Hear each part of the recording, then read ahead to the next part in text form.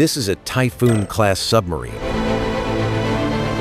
At 175 meters long and weighing 48,000 tons submerged, it's the largest submarine ever built. Its twin nuclear reactors generate 380 megawatts of power.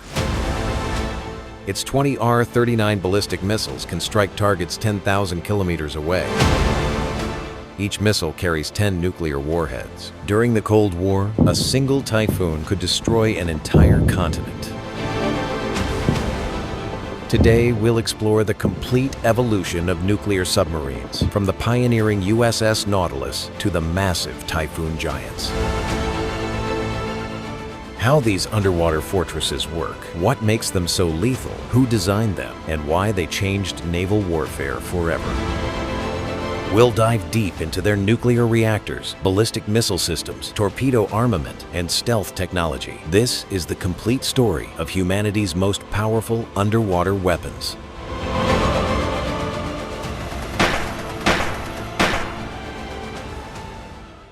Chapter 1. The Birth of Underwater Warfare. The dream of fighting underwater began 400 years ago with a Dutch inventor and a leather-covered rowboat. But how did humanity's fascination with underwater travel evolve from Renaissance experiments to nuclear-powered leviathans? Who were the visionary inventors who first imagined vessels that could operate beneath the waves? What drove men to risk their lives in crude underwater contraptions that seemed more like coffins than weapons? The story begins in 1620, when Cornelis van Drebbel, a Dutch inventor working for King James I of England, built the world's first navigable submarine. Drebbel was an alchemist, engineer, and glassworker whose curiosity about the natural world led him to experiment with underwater navigation. His submarine was essentially a reinforced rowboat covered with greased leather. The craft was 12 feet long and could carry 12 oarsmen plus passengers. Drebbel's innovation was a system of bladders and tubes that allowed the submarine to submerge by taking on water and surface by expelling it. The crew breathed air from leather bags, supplemented by a mysterious chemical process that Drebbel claimed could purify the air. On a demonstration in 1624, Drebbel's submarine traveled underwater from Westminster to Greenwich along the Thames River. King James himself reportedly took a ride in the submarine, making him possibly the first head of state to travel underwater. But Drebbel's submarine was more curiosity than weapon. It had no armament and limited practical application. The Royal Navy showed little interest in the invention, and Drebbel's submarine remained a technological dead end. Yet he had proven that humans could survive and navigate underwater, establishing the fundamental concept that would drive submarine development for centuries. 60 years later, Italian physicist Giovanni Alfonso Borelli advanced submarine theory significantly. In his 1680 work, De Motu Animalium, Borelli described a self-contained underwater breathing apparatus and a submarine design that incorporated ballast tanks for controlled diving and surfacing. Borelli's submarine featured a double hull with water ballast chambers between the inner and outer shells. The crew would flood these chambers to submerge and pump them out to surface. His design included a snorkel-like breathing tube and a primitive air purification system using sponges soaked in oil. Most remarkably, Borelli envisioned a propulsion system using oars that extended through watertight seals in the hull. Though never built, Borelli's designs were centuries ahead of their time. His ballast tank concept would become standard in all future submarines. His understanding of buoyancy, control, and air management demonstrated sophisticated engineering thinking that wouldn't be fully implemented until the 19th century. The American Revolution saw the first combat use of a submarine. David Bushnell's Turtle, built in 1775, was designed specifically as a weapon of war. The egg-shaped vessel could hold one operator who controlled depth, direction, and the attachment of explosive charges to enemy ships. Sergeant Ezra Lee piloted the Turtle in its famous attack on HMS Eagle in New York Harbor on September 7, 1776. Though the mission failed when the explosive charge couldn't penetrate the ship's copper-sheathed hull, the Turtle demonstrated that submarines could approach enemy vessels undetected. Robert Fulton, better known for his steamboat, designed several submarines in the early 1800s. His Nautilus, built for the French Navy in 1800, was 21 feet long. and could carry a crew of 3. The submarine used a hand-cranked propeller for underwater propulsion and a collapsible sail for surface travel. Fulton's submarine could dive to 25 feet and remain submerged for several hours. Like Bushnell's Turtle, it was designed to attach explosive charges to enemy vessels. Fulton demonstrated his submarine's capabilities by sinking several target ships, but Napoleon showed little interest in submarine warfare. The American Civil War marked the first successful submarine attack in history. The Confederate submarine, H.L. Hunley sank the Union warship USS Housatonic in Charleston Harbor on February 17, 1864. The Hunley was hand-powered by 8 crew members turning a crankshaft connected to a propeller. The attack was successful but costly. The Hunley sank with all hands after the explosion. The submarine had demonstrated that underwater weapons could sink major warships, but the technology remained primitive and extremely dangerous for the crews. Spanish naval officer Isaac Peral revolutionized submarine design with his electric-powered submarine launched in 1888. The Peral was the first submarine to use electric motors for propulsion, eliminating the exhausting hand cranking required by earlier designs. Peral's submarine was 77 feet long and displaced 85 tons. Its electric motor could propel the boat at 8 knots on the surface and 6 knots submerged. The submarine carried a crew of 12 and was armed with 3 torpedo tubes. Most importantly, it could remain submerged for several hours without exhausting its crew. The Peral conducted successful trials, diving to depths of 30 feet and demonstrating remarkable maneuverability. But the Spanish Navy rejected the design, claiming it was too advanced for practical use. Peral's submarine was decommissioned after only a few years, but it had established electric propulsion as the future of submarine technology. French submarine designer Gustave Zédé built several successful submarines in the 1880s and 90s. His Gymnote, launched in 1888, was the first submarine to use a periscope for underwater observation. The submarine's electric motor and advanced ballast system made it far more practical than previous designs. The Gymnote conducted over 2,000 dives during its operational career, demonstrating the reliability of electric submarine propulsion. Zédé's designs influenced submarine development throughout Europe and established France as a leader in underwater warfare technology. By 1900, submarine technology had advanced sufficiently for major navies to take notice. The U.S. Navy commissioned its first submarine, USS Holland, on October 12, 1900. Designed by Irish immigrant John Philip Holland, it used a gasoline engine for surface travel and electric motors when submerged. Holland was 53 feet long and displaced 64 tons. Its dual propulsion system allowed extended surface operations while maintaining underwater capability. The submarine was armed with a single torpedo tube and could dive to 75 feet. Though small by later standards, Holland proved that submarines could be practical military weapons. The early 1900s saw rapid submarine development as European powers prepared for war. Germany, France, Britain, and Russia all began building submarine fleets. These early boats were still primitive, limited underwater endurance, slow submerged speed, and dangerous operating conditions. But the concept was proven.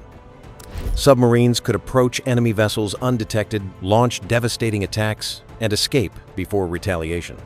The stage was set for submarine warfare to revolutionize naval combat. World War I would demonstrate the strategic potential of submarine warfare. German U-boats would sink thousands of Allied vessels, proving that submarines could influence the outcome of global conflicts. The diesel-electric propulsion system would become standard, providing the reliability and endurance needed for extended operations. Yet even the most advanced World War I submarines had critical limitations. They could only remain submerged for a few hours before battery power was exhausted. They needed to surface regularly to run diesel engines and recharge batteries. Their underwater speed was limited to about 8 knots, making them vulnerable to fast destroyers. The dream of a true submarine, a vessel that could operate underwater indefinitely at high speed, remained elusive. Conventional propulsion had reached its limits. To create the ultimate underwater weapon, a revolutionary power source was needed. That revolution would come from the atom itself. Chapter 2: The Nuclear Revolution. Captain Hyman Rickover was not a man who accepted limitations.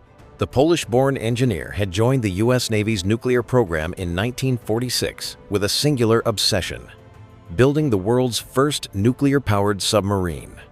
But how do you convince skeptical admirals that an untested technology could revolutionize naval warfare? How do you engineer a nuclear reactor small enough to fit inside a submarine hull yet powerful enough to propel it at unprecedented speeds? Rickover's vision was audacious.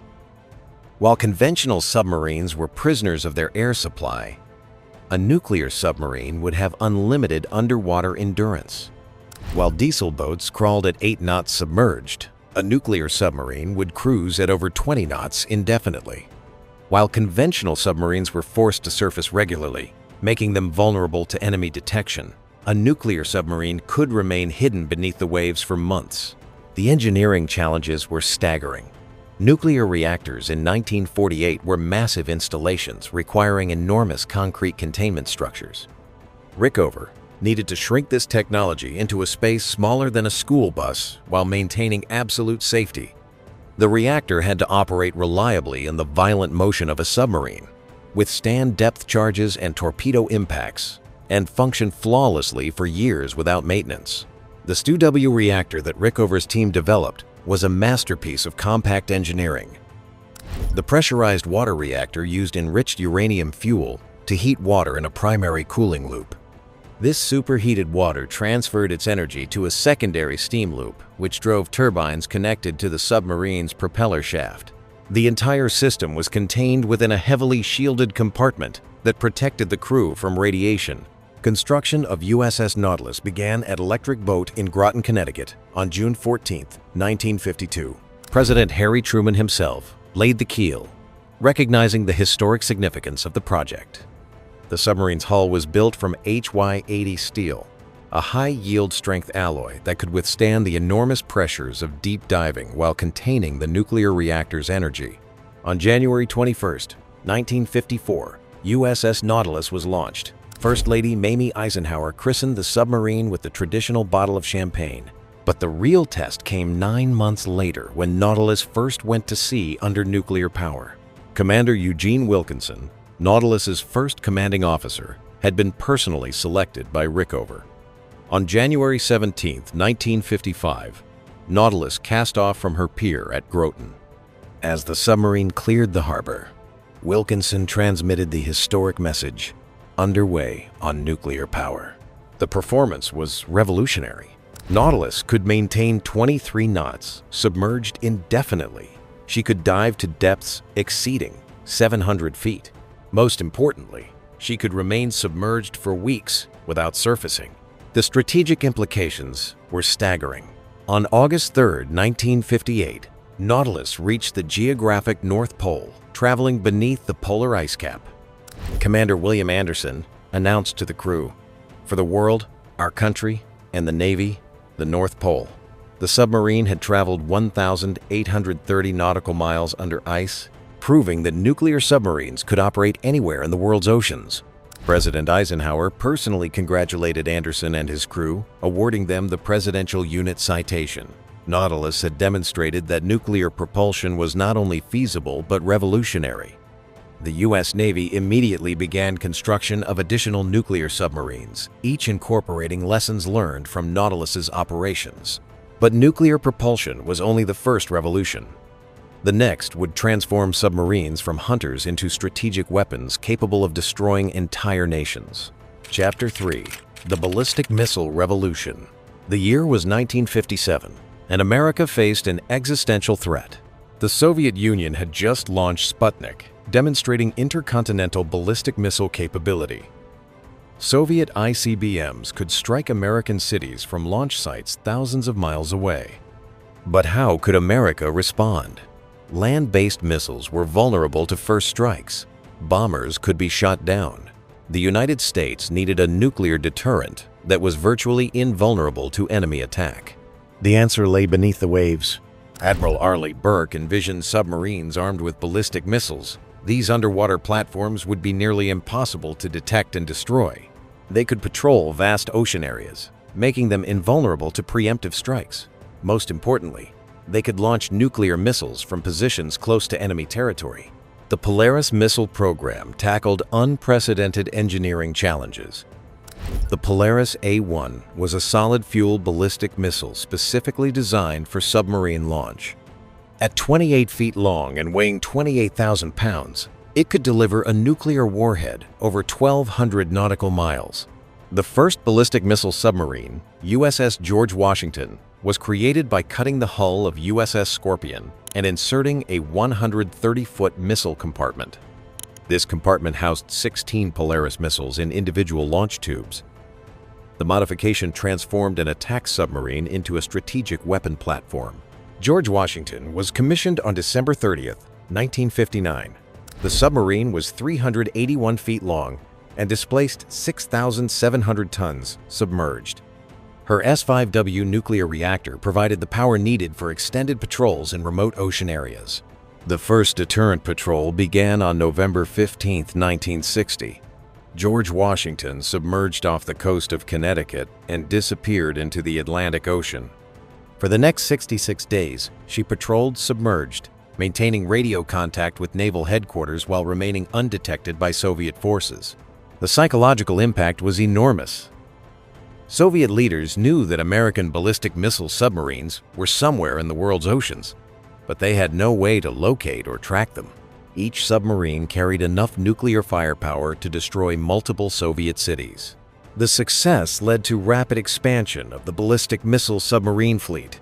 The George Washington class included 5 submarines. The Ethan Allen class followed with 5 more boats. The Lafayette class added 31 submarines, creating a fleet of 41 ballistic missile submarines by 1967. Each submarine represented a quantum leap in destructive capability. The Polaris A-3 missile could strike targets within half a nautical mile at maximum range. The Poseidon missile carried multiple independently targeted warheads. The Trident missile had a range of over 4,000 nautical miles and unprecedented accuracy. Ballistic missile submarines created a nuclear deterrent that was virtually invulnerable to first strike. Unlike land-based missiles or bombers, submarines could not be targeted preemptively. They provided assured retaliation capability that made nuclear war unwinnable for any aggressor. But while ballistic missile submarines provided strategic deterrence, the Soviets were developing their own underwater nuclear capabilities. Chapter 4. Soviet Nuclear Response. In the depths of the Barents Sea, a new kind of submarine was taking shape.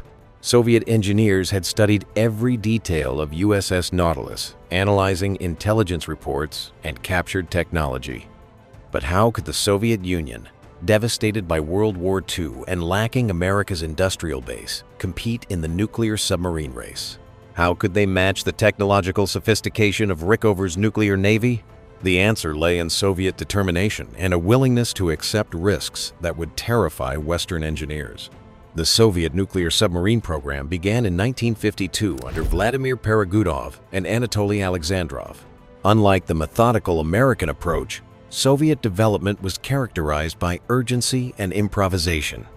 Stalin had ordered nuclear submarines to be built as quickly as possible, regardless of cost or safety considerations.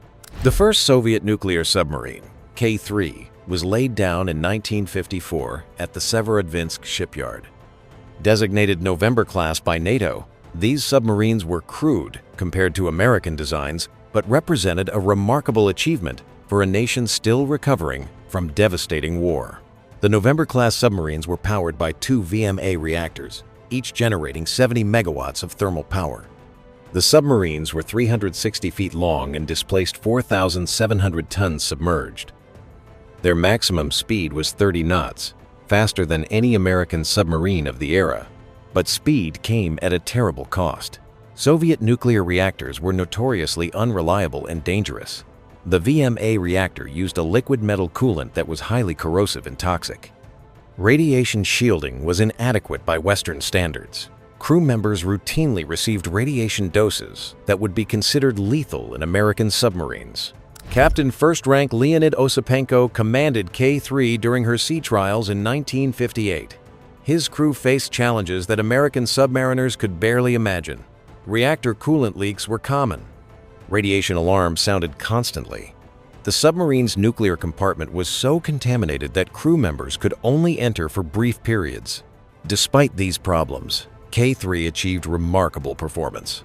On July 4, 1962, she reached the North Pole, becoming the first Soviet submarine to achieve this milestone. The achievement demonstrated that Soviet nuclear submarines, despite their flaws, could operate in the most challenging environments on Earth. The November class was followed by the Hotel-class ballistic missile submarines. These boats carried 3 R-13 ballistic missiles in the sail, giving the Soviet Union its first sea-based nuclear deterrent. The missiles had a range of only 600 kilometers, requiring the submarines to operate close to enemy territory.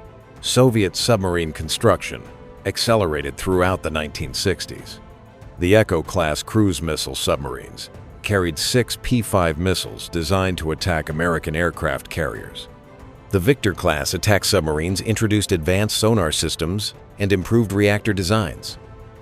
The Charlie-class submarines combined cruise missiles with attack capabilities. But Soviet submarines suffered from fundamental design flaws. Reactor reliability remained poor. Radiation exposure was endemic.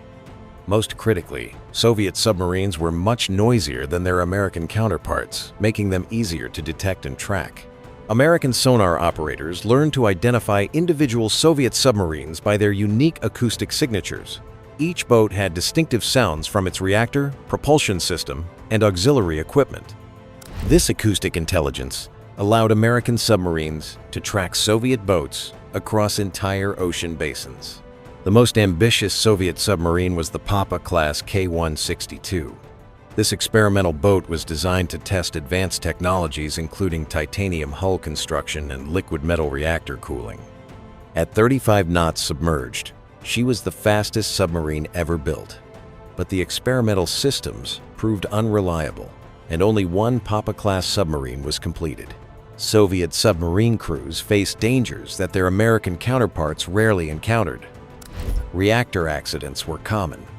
In 1961, K-19 suffered a reactor coolant leak that exposed the entire crew to lethal radiation. 8 crew members died from radiation poisoning.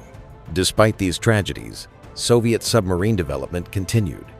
The Alpha-class submarines used titanium hulls and liquid metal reactors to achieve unprecedented performance. These boats could dive to 3,000 feet and reach 45 knots submerged. But they were extremely expensive and difficult to maintain. The pinnacle of Soviet submarine technology was the Typhoon class. At 175 meters long and weighing 48,000 tons submerged, they dwarfed any American submarine.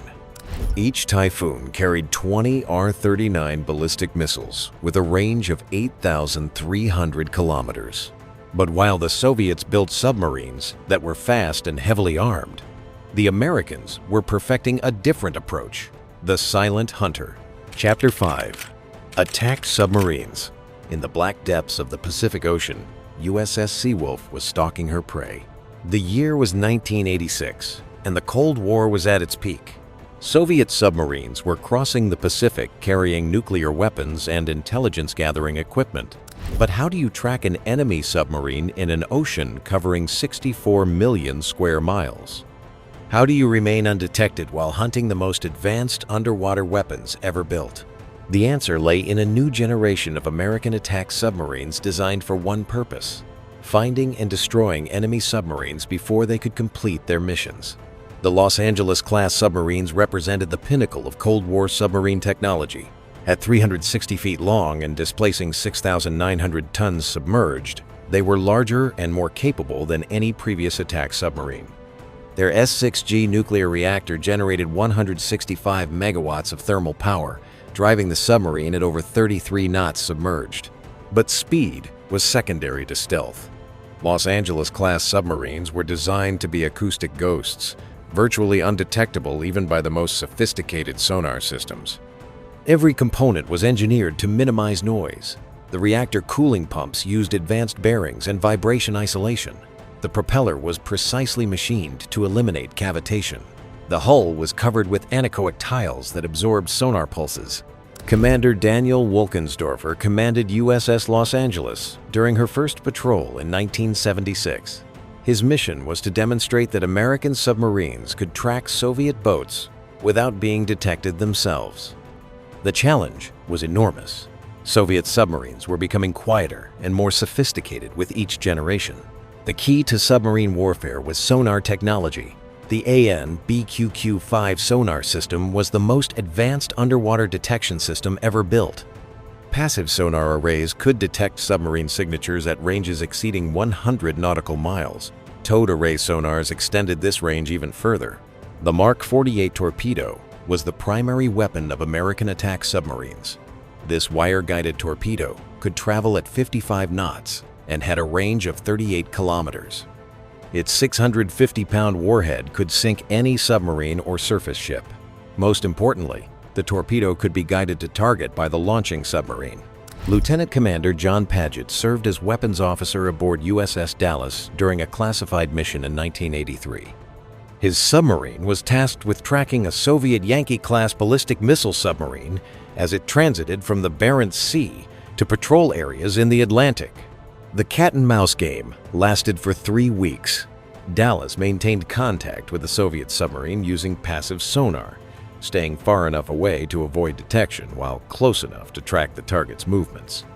The Soviet submarine changed course frequently, attempting to shake any potential followers.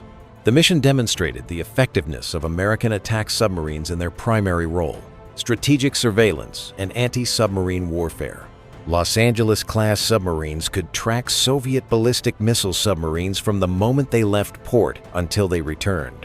Attack submarines also performed intelligence-gathering missions that would have been impossible for any other platform. USS Parche conducted covert operations that remain classified decades later.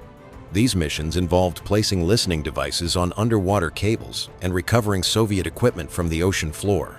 The most famous intelligence mission was Operation Ivy Bells, conducted by USS Halibut in the 1970s.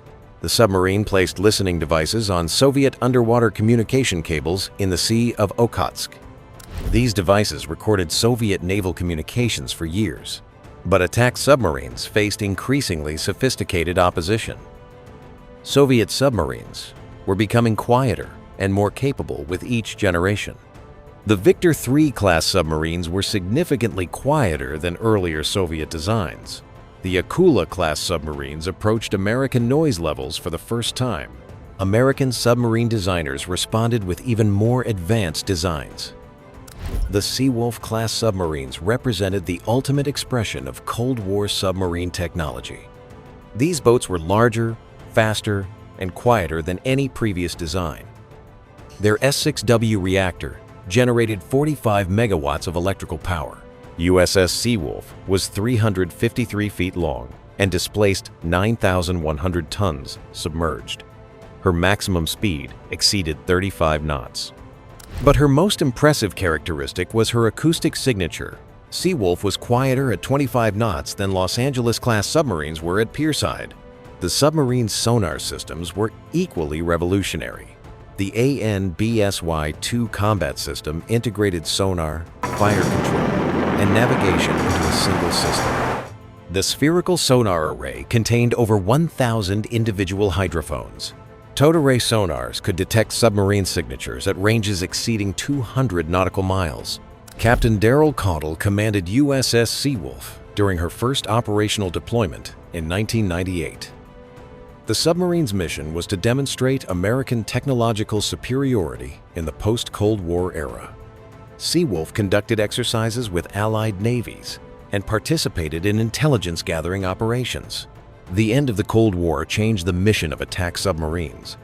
Instead of tracking Soviet ballistic missile submarines, they focused on regional conflicts and anti-terrorism operations. Attack submarines launched Tomahawk cruise missiles during conflicts in Iraq, Afghanistan, and Libya. The Virginia-class submarines represented a new generation designed for post-Cold War missions. These boats incorporated lessons learned from decades of submarine warfare while adding new capabilities for littoral operations and special forces support. Virginia-class submarines are 377 feet long and displace 7,800 tons submerged. Their S-9G reactor generates 134 megawatts of thermal power while maintaining acoustic stealth. Advanced sonar systems provide 360-degree coverage. The submarine's weapons systems reflect changing mission requirements. 12 vertical launch tubes can carry Tomahawk cruise missiles for land attack missions. 4 torpedo tubes launch Mark 48 torpedoes and other weapons. Advanced mine-laying capabilities allow covert mining operations. Perhaps most importantly, Virginia-class submarines can support special operations forces. A dry deck shelter can be attached to the submarine's hull, allowing Navy SEALs to launch and recover while the submarine remains submerged. Advanced communication systems provide real-time coordination. Modern attack submarines represent the culmination of over 70 years of nuclear submarine development. They combine stealth, speed, and firepower in platforms that can operate anywhere in the world's oceans. Their crews are among the most highly trained in any military service. But while American attack submarines perfected the art of stealth, the Soviets were building submarines that prioritized raw power and intimidation. Chapter 6. The Typhoon Giants. Deep beneath the Arctic ice, something massive was moving. American sonar operators had never detected anything like it. The acoustic signature was enormous, larger than any submarine they had ever tracked. The contact was moving at 27 knots, faster than most surface ships. But how could something so large move so quickly underwater?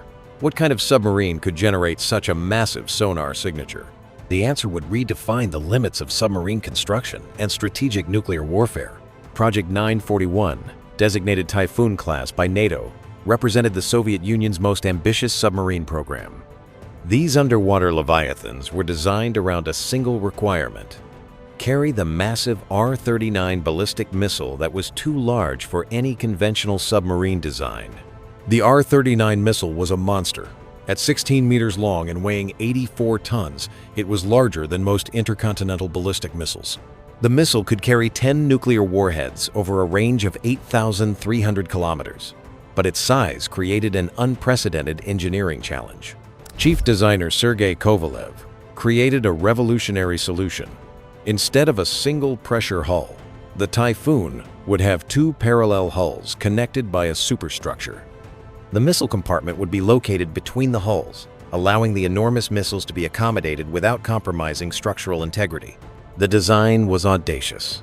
At 175 meters long and 23 meters wide, the Typhoon would be larger than most surface warships. Submerged displacement would reach 48,000 tons, larger than many World War II battleships. Construction of the first Typhoon, TK-208, began at Severodvinsk in 1976. The submarine size created unprecedented challenges for the shipyard. New construction facilities had to be built to accommodate the massive hull sections. Specialized cranes were installed to handle components weighing hundreds of tons. Captain First Rank Yuri Sysoyev was selected to command TK-208 during her sea trials. A veteran submarine officer with over 20 years of experience, Sysoyev had commanded nuclear submarines throughout his career, but nothing had prepared him for the Typhoon's overwhelming size and complexity. The submarine's reactor compartment housed 2 OK-650 pressurized water reactors, each generating 190 megawatts of thermal power. The reactors were located in separate compartments within each pressure hull, providing redundancy and damage resistance. The missile compartment was the Typhoon's most impressive feature. 20 launch tubes, each 20 meters tall, dominated the center section of the submarine. The tubes were arranged in 2 rows of 10, with each tube capable of housing an R-39 missile ready for immediate launch. Each R-39 missile was a technological marvel. The 3-stage solid-fuel rocket could accelerate 10 nuclear warheads to speeds exceeding 20,000 kilometers per hour. The warheads could be targeted independently, allowing a single missile to destroy multiple cities. But the Typhoon's most remarkable feature was its crew accommodations. Unlike the cramped conditions typical of submarines, the Typhoon provided spacious living quarters for its 160 crew members. The submarine included a swimming pool, sauna, gymnasium, and library. The first Typhoon was launched on September 23, 1980. The submarine's size was overwhelming. dwarfing every other vessel in the shipyard. Western intelligence agencies struggled to understand the purpose of such a massive submarine. Sea trials revealed the Typhoon's impressive capabilities. The submarine could dive to 400 meters, deeper than most attack submarines. Its massive size provided exceptional stability in rough seas. The twin-hull design offered redundancy that made the submarine virtually unsinkable. The submarine's acoustic signature was enormous, making stealth impossible. But Soviet naval doctrine didn't require Typhoon submarines to operate covertly. They were designed to patrol in heavily defended bastions near Soviet territory, protected by attack submarines, surface ships, and aircraft. Captain Sasoyev commanded TK-208 during her first deterrent patrol in 1981. The submarine operated in the Barents Sea, remaining within range of Soviet air cover while maintaining the ability to strike targets throughout North America. The psychological impact of the Typhoon class was enormous. American intelligence agencies had never encountered submarines of such size and capability. Each Typhoon carried more nuclear firepower than most nations' entire arsenals. 6 Typhoon submarines were completed between 1980 and 1989. Each submarine represented an investment of over $1 billion, making them among the most expensive military vehicles ever built. The end of the Cold War spelled doom for the Typhoon program. The submarines were extremely expensive to operate, requiring crews of 160 and consuming enormous amounts of fuel. Most Typhoons were decommissioned in the 1990s. Only one Typhoon remains in service today. TK-208, renamed Dmitry Donskoy, serves as a test platform for new submarine technologies. The submarine has been modified to carry the Bulava ballistic missile. The Typhoon class represented the pinnacle of Soviet submarine construction. These underwater giants demonstrated that submarines could be built to almost any size, limited only by engineering, imagination, and financial resources. But while the Soviets built the largest submarines in history, other nations were developing their own approaches to nuclear submarine warfare. Chapter 7. Modern Nuclear Submarines. In the depths of the Atlantic, USS Virginia was conducting a mission that would have been impossible just decades earlier. The year was 2022, and submarine warfare had evolved far beyond the Cold War paradigm of mutual nuclear destruction. Modern submarines were precision instruments capable of surgical strikes, intelligence gathering, and special operations support. But how had submarine technology advanced since the end of the superpower confrontation? The Virginia-class submarines represented the cutting edge of American submarine technology. These boats incorporated lessons learned from 50 years of nuclear submarine operations, while adding capabilities designed for 21st century warfare. At 377 feet long and displacing 7,800 tons submerged, they were smaller than Cold War attack submarines, but far more capable. Commander Nicole Schwegman commanded USS Delaware during her first deployment in 2021. As one of the first women to command a nuclear submarine, she represented the changing face of submarine warfare. Her crew of 134 included sailors from diverse backgrounds. The Virginia-class submarines were powered by the S-9G reactor, a revolutionary design that eliminated the need for refueling throughout the submarine's 33-year service life. This reactor used highly enriched uranium fuel that could sustain nuclear reactions for decades without replacement. Stealth remained paramount in submarine design. Virginia-class submarines incorporated advanced acoustic dampening technologies that made them virtually undetectable. Anechoic coatings absorbed sonar pulses. Machinery was mounted on vibration-isolating foundations. The propeller was designed to eliminate cavitation at all speeds. The submarine sonar systems represented a quantum leap in underwater detection capability. The large aperture bow sonar array contained thousands of individual hydrophones arranged in a spherical configuration. This system could detect submarine signatures at ranges exceeding 300 nautical miles. But modern submarines were more than just hunters. Virginia-class submarines carried 12 vertical launch system tubes capable of launching Tomahawk cruise missiles. These missiles could strike targets over 1,600 kilometers away with precision measured in meters. The Block V Virginia submarines added the Virginia Payload Module, a section containing 4 additional VLS tubes.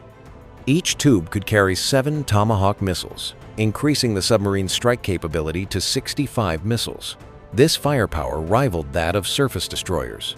Special operations support had become a crucial submarine mission. Virginia-class submarines could carry a dry deck shelter that allowed Navy SEALs to launch and recover while the submarine remained submerged. Advanced communication systems provided real-time coordination with special operations forces ashore. The human element remained crucial to submarine effectiveness. Modern submarine crews underwent years of training to master increasingly complex systems. The submarine qualification process required crew members to demonstrate detailed knowledge of nuclear propulsion, weapons systems, and emergency procedures. Lieutenant Sarah Martinez served as the weapons officer aboard USS Colorado during a classified mission in 2021. Her responsibilities included managing the submarine's torpedo and missile systems, coordinating with fire control technicians, and ensuring weapons readiness. Modern torpedoes had evolved far beyond their World War II predecessors. The Mark 48 ADCAP torpedo could travel at 60 knots and had a range of 50 kilometers. Its sophisticated guidance system could track multiple targets simultaneously and adjust its attack profile based on target characteristics. The newest American submarines incorporated artificial intelligence and machine learning technologies. Advanced computer systems could analyze sonar data, identify potential targets, and recommend tactical responses. These systems didn't replace human decision-making, but enhanced crew capabilities. International submarine development had accelerated in the 21st century. The British Astute-class submarines incorporated many American technologies while adding unique British innovations. The French Barracuda-class submarines featured pump jet propulsion and advanced sonar systems. The Russian Navy continued operating Soviet-era submarines while developing new designs. The Yesen-class submarines incorporated stealth technologies and advanced weapons systems. The Borai-class ballistic missile submarines carried Bulava missiles that maintained Russia's strategic nuclear deterrent. Submarine warfare had also expanded beyond traditional naval powers.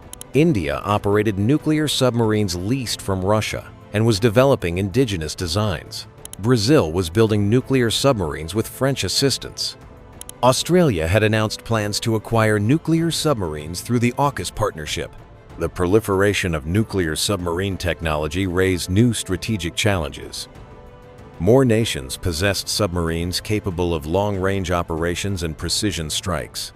The underwater domain was becoming increasingly crowded and contested. Modern submarines faced new threats that didn't exist during the Cold War. Unmanned underwater vehicles could conduct surveillance and attack missions without risking human crews. Advanced sonar networks could track submarine movements across entire ocean basins. But submarines retained significant advantages. The ocean remained vast and largely opaque to most detection systems. Submarine stealth technology continued to advance faster than detection capabilities. Nuclear propulsion provided unlimited underwater endurance and global reach. The future of submarine warfare would likely emphasize unmanned systems and artificial intelligence. Autonomous underwater vehicles could conduct missions too dangerous for crewed submarines. Machine learning algorithms could process sonar data and identify targets faster than human operators. But regardless of technological advances, submarines would continue to rely on the most sophisticated weapons ever developed for underwater warfare. Chapter 8. Nuclear Submarine Armament. In the torpedo room of USS Seawolf, Torpedo Man First Class Michael Rodriguez was loading a weapon that could sink an aircraft carrier. The Mark 48 ADCAP torpedo represented the pinnacle of underwater weapon technology. At 19 feet long and weighing 3,500 pounds, it was more than just a torpedo. It was a guided missile designed specifically for underwater warfare. But how had submarine weapons evolved from simple torpedoes to sophisticated guided weapons? The evolution of submarine weapons paralleled the development of submarines themselves. Early submarines carried simple torpedoes that traveled in straight lines toward their targets. These weapons required submarines to approach within a few thousand yards, exposing them to counterattack. Modern submarine weapons could engage targets at ranges exceeding 50 kilometers. The Mark 48 torpedo was the primary weapon of American nuclear submarines. This wire-guided torpedo could travel at 60 knots and had a range of 50 kilometers. Its sophisticated guidance system used active and passive sonar to track targets, adjusting its course based on target movements. The torpedo's warhead contained 650 pounds of PBXN-103, explosive, enough to break the back of any surface ship or submarine. The warhead was designed to explode beneath the target's keel, creating a gas bubble that would lift the ship out of the water before allowing it to crash back down. But torpedoes were only one component of modern submarine armament. The Tomahawk cruise missile had transformed submarines from purely naval weapons into strategic strike platforms. These missiles could attack targets over 1,600 kilometers inland, with precision measured in meters. Commander James Peterson commanded USS Florida during Operation Iraqi Freedom in 2003.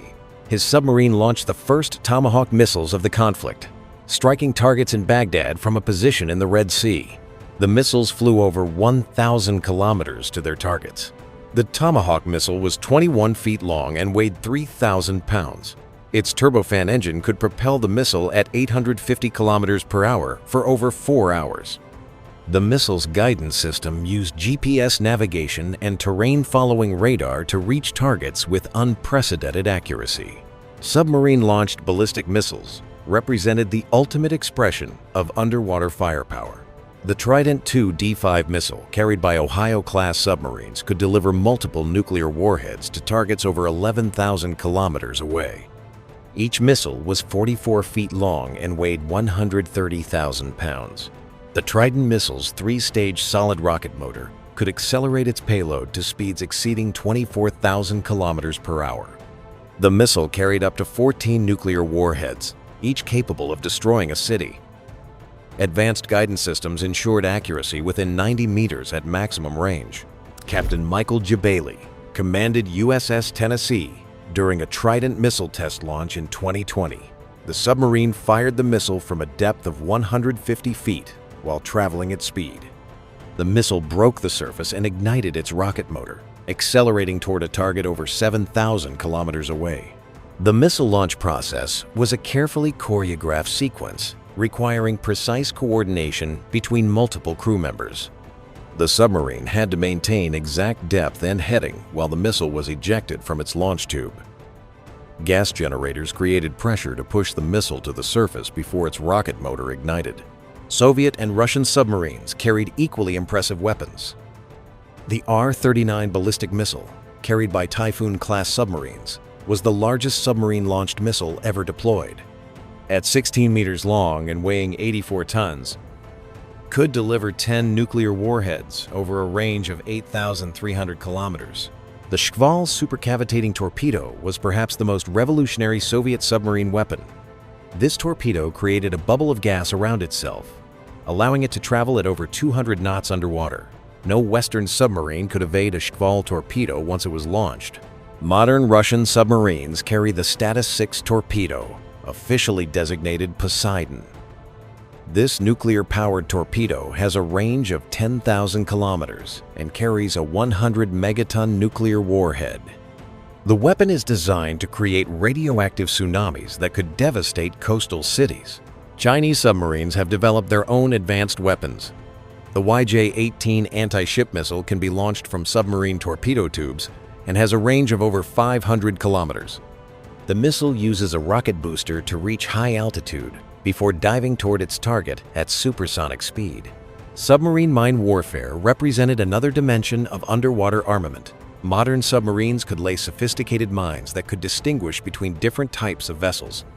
The Mark 60 Captor mine contained a Mark 46 torpedo that would launch when enemy submarines were detected.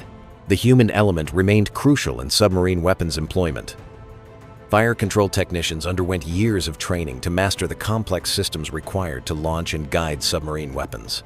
The process of engaging targets required coordination between sonar operators, fire control technicians, and the submarine's commanding officer. Sonar technician second class Jennifer Kim served aboard USS Hartford during a training exercise in 2021. Her responsibilities included operating the submarine's sonar systems, tracking potential targets, and providing targeting data to the fire control team. Modern submarine weapons incorporated artificial intelligence and machine learning technologies. Advanced computer systems could analyze target characteristics and recommend optimal attack profiles. These systems didn't replace human decision-making, but enhanced crew capabilities by processing vast amounts of information quickly. The future of submarine weapons would likely emphasize longer range and greater precision. Hypersonic missiles could strike targets anywhere in the world within minutes of launch. Autonomous weapons could select and engage targets without human intervention. But regardless of technological advances, submarine weapons would continue to rely on the stealth and surprise that made submarines effective. The ability to approach targets undetected and launch weapons without warning remained the submarine's greatest advantage. The effectiveness of these weapons depended on the engineering marvels that powered and controlled them. Chapter 9. Engineering Marvels. Deep in the reactor compartment of USS Virginia, nuclear machinist mate First Class David Chen was monitoring systems that generated more power than a small city. The S9G reactor core contained uranium fuel enriched to over 90% U-235. Nuclear fission released enormous energy as uranium atoms split, heating water to over 500 degrees Fahrenheit. This superheated water transferred its energy to a secondary steam loop that drove turbines connected to the submarine's propeller shaft. The pressurized water reactor was the heart of every American nuclear submarine. This design used ordinary water as both coolant and neutron moderator, simplifying the reactor's construction and operation. The reactor core contained fuel assemblies arranged in a precise geometric pattern to maintain controlled nuclear fission. The reactor's primary cooling loop operated at pressures exceeding 2,000 pounds per square inch. This extreme pressure prevented the water from boiling despite temperatures that would instantly vaporize water at atmospheric pressure. Massive pumps circulated the radioactive coolant through the reactor core and steam generators. Steam generators were the interface between the radioactive primary loop and the clean secondary loop. These heat exchangers contained thousands of tubes through which primary coolant flowed. Secondary water surrounded these tubes, absorbing heat and converting to steam. The propulsion turbines converted steam energy into mechanical rotation. High-pressure steam struck precisely angled turbine blades, causing the turbine shaft to rotate at over 3,000 revolutions per minute. Reduction gears decreased this speed to the optimal propeller rotation rate while increasing torque. Nuclear submarine hulls were marvels of metallurgical engineering. HY-80 steel provided the strength needed to withstand crushing deep ocean pressures while containing the enormous forces generated by nuclear propulsion. The hull was constructed from curved steel plates welded together with tolerances measured in fractions of inches. The submarine's ballast tanks allowed controlled diving and surfacing. These tanks could be flooded with seawater to increase the submarine's weight, causing it to submerge. High-pressure air could blow the water out of the tanks, reducing weight and causing the submarine to surface. Submarine life support systems created a habitable environment in the most hostile conditions on Earth. Atmospheric control systems removed carbon dioxide and other contaminants while adding oxygen generated by electrolysis of seawater. Air purification systems eliminated odors and toxic gases. The submarine's electrical systems generated and distributed power throughout the boat. Steam-driven generators produced alternating current that was converted to direct current for most submarine systems. Battery banks provided emergency power and allowed silent running when the reactor was shut down. Navigation systems allowed submarines to determine their position with extraordinary accuracy. Inertial navigation systems used gyroscopes and accelerometers to track the submarine's movement from a known starting point. These systems could determine position within a few meters after weeks of submerged operations. Sonar systems were the submarine's primary sensors for underwater operations. Passive sonar arrays listened for sounds generated by other vessels, marine life, and geological activity. Active sonar transmitted sound pulses and analyzed the echoes to determine range and bearing to targets. Communication systems allowed submarines to maintain contact with naval headquarters while remaining submerged. Very low-frequency radio waves could penetrate seawater to depths of several hundred feet. Satellite communication systems provided high-speed data links when submarines surfaced. The submarine's computer systems integrated all these technologies into a cohesive whole. Advanced processors controlled reactor operations, navigation, sonar, and weapons systems. Fiber optic networks transmitted data throughout the submarine at the speed of light. Maintenance of these complex systems required extraordinary skill and dedication. Nuclear-trained personnel underwent years of education and training to qualify for submarine duty. Reactor operators learned to monitor and control nuclear reactions with precision measured in fractions of percent. The submarine's crew lived and worked in an environment that demanded perfection. A single mistake in reactor operations could cause a nuclear accident. Navigation errors could result in collision with underwater obstacles. Weapons malfunctions could endanger the submarine and its crew. Quality control in submarine construction exceeded that of any other military system. Every component was tested beyond its design limits. Manufacturing tolerances were measured in thousandths of inches. Materials were subjected to extensive testing to ensure they could withstand the stresses of submarine operations. The cost of this engineering excellence was enormous. Modern nuclear submarines cost over $3 billion each, making them among the most expensive military systems ever built. The complexity of submarine systems required specialized manufacturing facilities and highly trained personnel, but the investment was justified by the submarine's capabilities. Nuclear submarines could operate anywhere in the world's oceans for months without support. They could strike targets thousands of kilometers away with precision weapons. Most importantly, they provided a strategic deterrent that helped maintain peace. The men and women who operated these technological marvels faced challenges that tested the limits of human endurance. Chapter 10. The Human Element. 300 feet beneath the Pacific Ocean, Petty Officer Sarah Williams was beginning her 4th month underwater. The submarine USS Michigan had been submerged since leaving port, and the crew was feeling the psychological strain of isolation from the outside world. No sunlight, no fresh air, no contact with family except for brief radio messages. But how do human beings adapt to life in a steel tube surrounded by crushing water pressure? Submarine duty attracted a unique type of person. The volunteer-only service required individuals who could function effectively in confined spaces while maintaining absolute attention to detail. Psychological screening eliminated candidates who showed signs of claustrophobia, depression, or inability to work in teams. The submarine qualification process, known as earning dolphins, was one of the most demanding in any military service. Crew members had to demonstrate detailed knowledge of every system aboard the submarine. They learned to operate nuclear reactors, fire control systems, life support equipment, and emergency procedures. Submarine crews were organized into departments that reflected the boat's complex systems. The engineering department operated the nuclear reactor and propulsion systems. The navigation department handled sonar, navigation, and communication systems. The weapons department maintained torpedoes, missiles, and fire control systems. The submarine's commanding officer bore ultimate responsibility for the boat and its crew. Captain Lisa Franchetti commanded USS New Mexico during a deployment to the Western Pacific in 2019.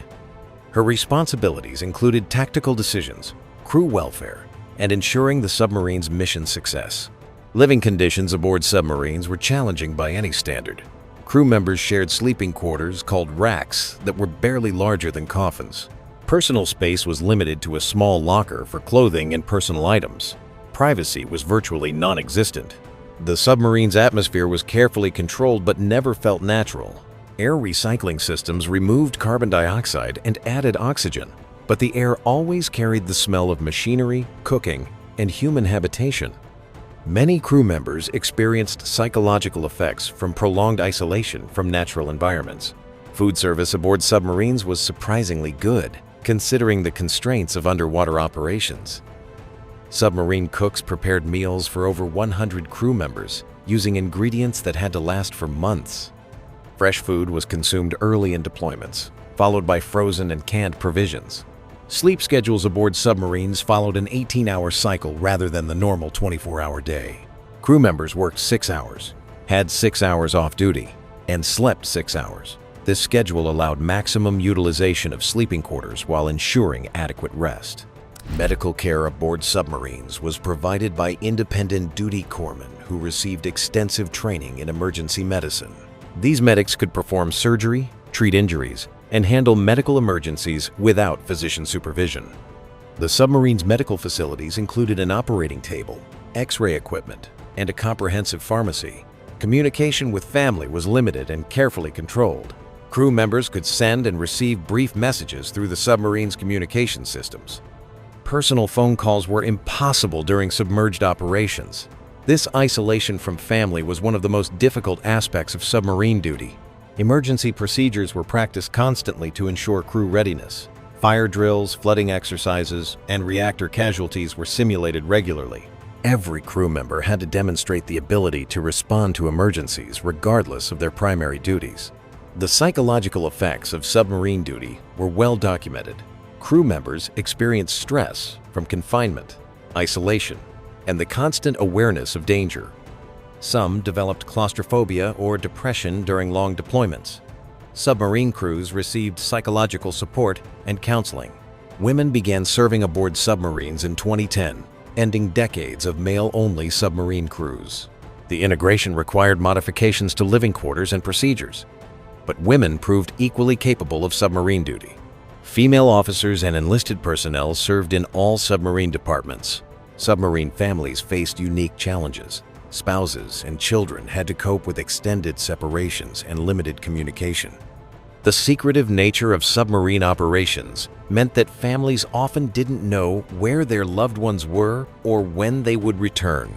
The submarine community was small and close-knit. Crew members developed bonds that lasted throughout their careers.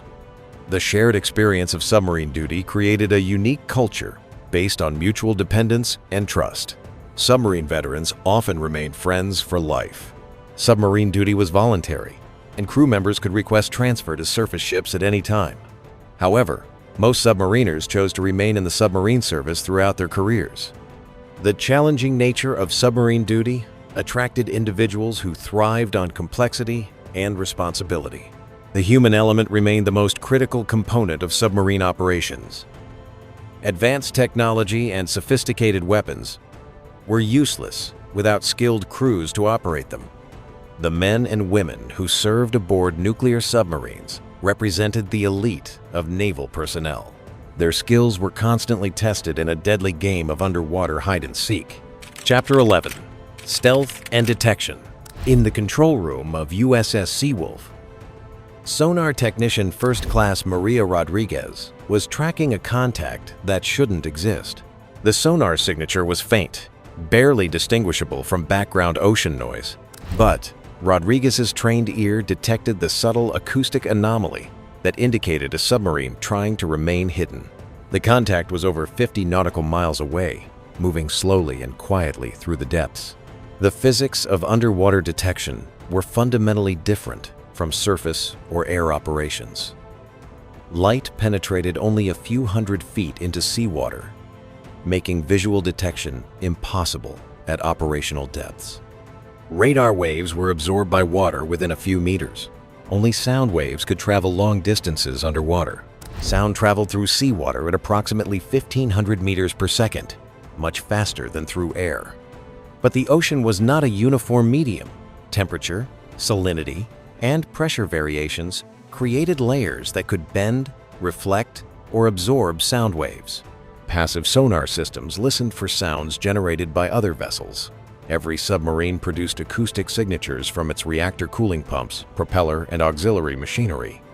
These sounds could be detected at ranges exceeding 100 nautical miles by sensitive hydrophone arrays.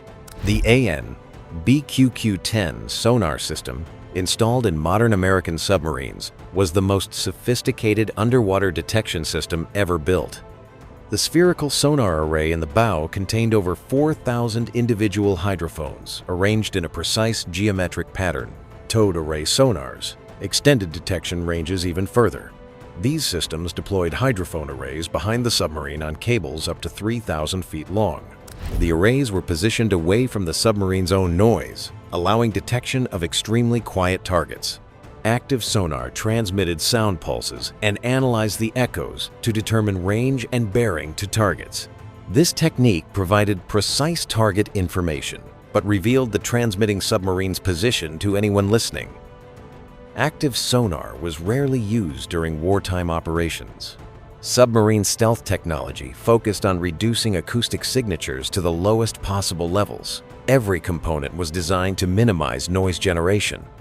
Reactor cooling pumps used magnetic bearings that eliminated mechanical contact and vibration. Machinery was mounted on vibration-isolating foundations. The submarine's propeller was perhaps the most critical component for acoustic stealth. Conventional propellers created cavitation, the formation and collapse of vapor bubbles that generated distinctive noise signatures. Advanced propeller designs eliminated cavitation through precise blade shaping and rotation speeds. Anechoic coatings covered the submarine's hull to absorb sonar pulses from enemy detection systems. These coatings contained thousands of tiny air bubbles that absorbed sound energy rather than reflecting it back to the transmitting sonar. Hull shaping also contributed to stealth. Modern submarines use teardrop hulls that minimize turbulence and noise generation. The sail was carefully shaped to reduce flow noise. Every external fitting was designed to minimize acoustic signature. But stealth was a constant battle against detection technology. Enemy sonar systems became more sensitive with each generation. Computer processing allowed extraction of submarine signatures from increasingly complex background noise. Satellite technology might eventually detect submarines operating near the surface. The underwater environment itself affected detection capabilities. Ocean temperature layers could create acoustic shadows that hid submarines from sonar. Underwater mountains and valleys could mask submarine movements. Marine life generated noise that could confuse sonar operators. Submarine commanders used these environmental factors to their advantage. They operated in areas where acoustic conditions favored their submarines. They used underwater terrain to mask their movements. They timed operations to coincide with environmental conditions that degraded enemy detection capabilities. The cat-and-mouse game between submarines required extraordinary skill from both hunters and hunted. Submarine commanders had to balance the need for stealth with mission requirements. Moving too slowly might allow enemy submarines to close to attack range. Moving too quickly might generate noise that revealed their position. Sonar operators were the eyes and ears of submarine operations. They underwent years of training to recognize the subtle acoustic signatures that indicated enemy submarines. They learned to distinguish between marine life, geological activity, and man-made sounds. Computer technology revolutionized sonar operations. Advanced processors could analyze thousands of acoustic contacts simultaneously. Pattern recognition software could identify submarine signatures automatically. Machine learning algorithms improved detection capabilities by learning from operational experience. But human judgment remained crucial. Computers could process vast amounts of data, but experienced sonar operators could recognize subtle patterns that escaped automated systems. The combination of human expertise and computer processing created detection capabilities that exceeded either alone. Electronic warfare added another dimension to submarine stealth. Submarines could deploy decoys that mimicked their acoustic signatures, while the real submarine escaped. Electronic jammers could interfere with enemy sonar systems. Advanced communication systems allowed submarines to coordinate operations while maintaining stealth. The future of submarine stealth would likely emphasize new technologies and tactics. Metamaterials might create acoustic cloaking that rendered submarines completely invisible to sonar. Artificial intelligence could optimize submarine operations for maximum stealth. Quantum sensors might detect submarines through previously unknown physical phenomena. But regardless of technological advances, the fundamental challenge remained unchanged. Submarines had to remain hidden while accomplishing their missions. The ocean was vast, but detection technology continued to improve. The balance between stealth and detection would continue to drive submarine development. As submarine technology advanced, so did the vision of what these underwater weapons might become. Chapter 12: Future of Nuclear Submarines. In the design studios of Electric Boat, engineers were creating submarines that would patrol the oceans for the next 50 years. The Columbia-class ballistic missile submarines represented the future of underwater nuclear deterrence.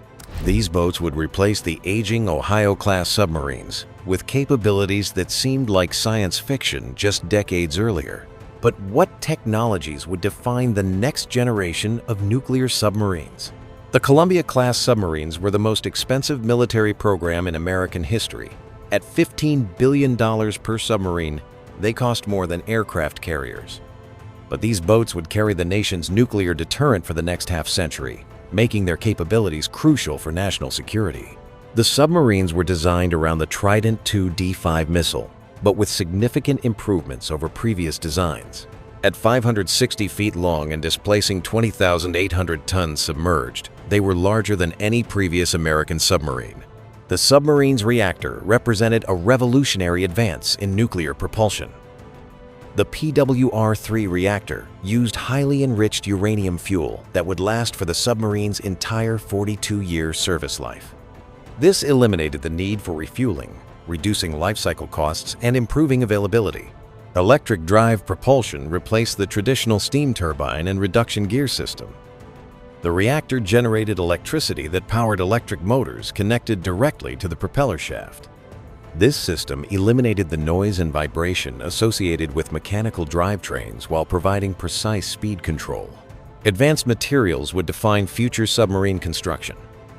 Carbon fiber composites could provide strength equal to steel at a fraction of the weight. Metamaterials could create acoustic cloaking that rendered submarines invisible to sonar. Smart materials could change their properties in response to environmental conditions. Artificial intelligence would revolutionize submarine operations. Machine learning algorithms could analyze sonar data and identify targets faster than human operators. Autonomous systems could optimize submarine routing for maximum stealth and efficiency. Predictive maintenance could identify equipment failures before they occurred. The submarine's crew would be smaller than previous designs, despite increased capabilities. Advanced automation would eliminate many routine tasks currently performed by human crew members. Artificial intelligence would assist with navigation, sonar operations, and weapons employment. Unmanned underwater vehicles would extend submarine capabilities beyond the boat itself. These autonomous systems could conduct reconnaissance, lay mines, or attack targets while the mother submarine remains safely hidden. Swarms of small UUVs could overwhelm enemy defenses or create diversions. Quantum technologies might provide unprecedented capabilities. Quantum sensors could detect submarines through gravitational anomalies or magnetic field disturbances. Quantum communication could provide unhackable communication links between submarines and naval headquarters. Quantum computing could break enemy encryption while protecting friendly communications. Directed energy weapons might eventually replace explosive warheads for some missions. Laser weapons could disable enemy sensors or communication systems without causing permanent damage. Microwave weapons could disrupt enemy electronics while leaving personnel unharmed. The submarine's hull might incorporate active camouflage systems that changed color and texture to match the surrounding environment. Adaptive materials could alter the submarine's acoustic signature to mimic marine life or geological features. The result would be submarines that were virtually undetectable by any known sensor system. Modular construction would allow submarines to be reconfigured for different missions.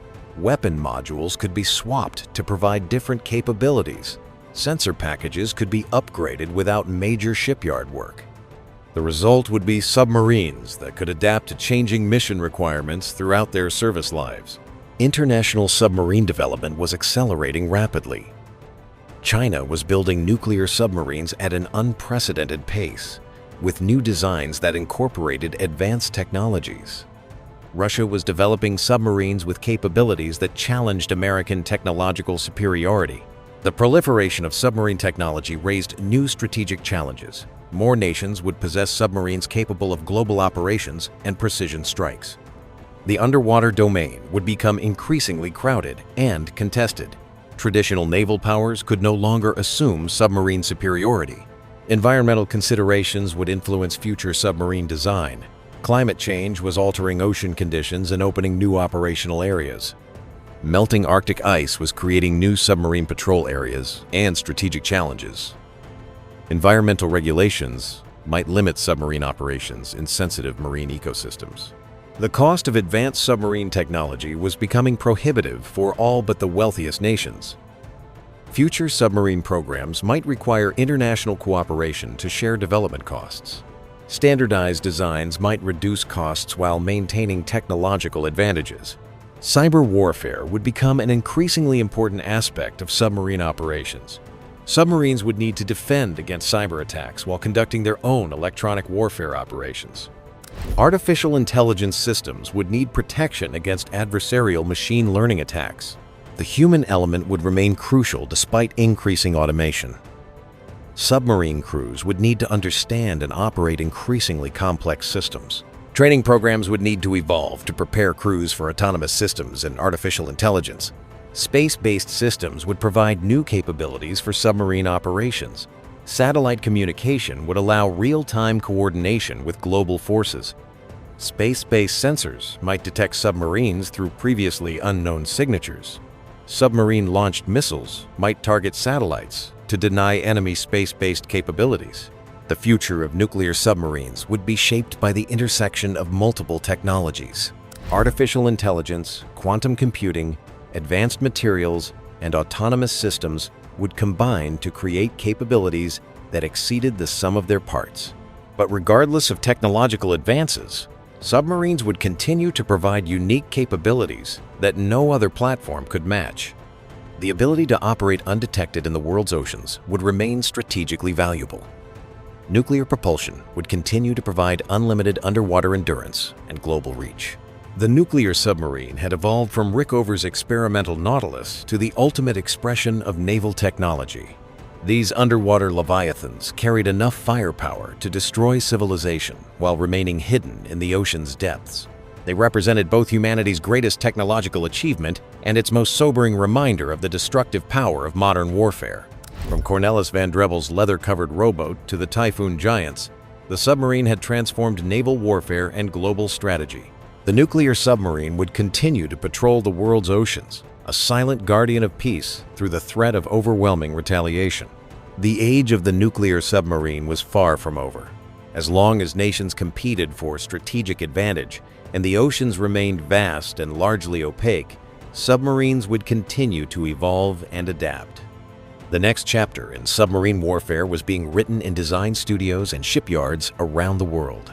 The nuclear submarine had changed everything: how wars were fought, how nations negotiated, how peace was maintained. These underwater fortresses would continue to shape global politics and military strategy for generations to come. In the silent depths of the world's oceans, the nuclear submarine would remain humanity's most powerful and most hidden weapon. Extended analysis. Global nuclear submarine programs. The Nuclear Submarine Club was exclusive, but membership was expanding. By 2023, only 6 nations operated nuclear-powered submarines: the United States, Russia, Britain, France, China, and India. But this exclusive club was about to grow as more nations recognized the strategic advantages of nuclear submarine technology. The American nuclear submarine program remained the world's largest and most advanced. The U.S. Navy operated 68 nuclear submarines, including 14 Ohio-class ballistic missile submarines, 3 Seawolf-class attack submarines, and 51 Virginia-class attack submarines. This fleet represented over 60% of the world's nuclear submarine capability. American submarine construction was centered at 2 shipyards: Electric Boat in Groton, Connecticut, and Newport News Shipbuilding in Virginia. These facilities employed over 30,000 workers and represented the pinnacle of submarine construction technology. The industrial base required to build nuclear submarines was enormous and took decades to develop. The Russian nuclear submarine fleet was the second largest in the world, with approximately 40 boats in service. The fleet included 11 ballistic missile submarines, 28 attack submarines, and 1 special mission submarine. Russian submarines were built at shipyards in Severodvinsk and Komsomolsk-on-Amur. Russian submarine technology had evolved significantly since the Cold War. The Yasen-class attack submarines incorporated stealth technologies that approached American standards. The Borai-class ballistic missile submarines carried Bulava missiles that maintained Russia's strategic nuclear deterrent. The British Royal Navy operated 4 Vanguard-class ballistic missile submarines and 7 Astute-class attack submarines. British submarines were built at BAE Systems shipyard in Barrow-in-Furness, which had been constructing submarines for over a century. The Astute-class submarines incorporated many American technologies through the special relationship between the two nations. The submarines used American sonar systems and weapons while maintaining British design characteristics. The partnership allowed Britain to maintain an independent nuclear submarine capability. France operated 4 Triomphant-class ballistic missile submarines and 6 Rubis-class attack submarines. French submarines were built at Naval Group's facility in Cherbourg, which had developed unique French technologies including pump jet propulsion and advanced sonar systems. The French nuclear submarine program emphasized independence from American technology. French submarines used indigenous reactors, sonar systems, and weapons. This independence allowed France to export submarine technology to other nations without American approval. China's nuclear submarine program was expanding rapidly.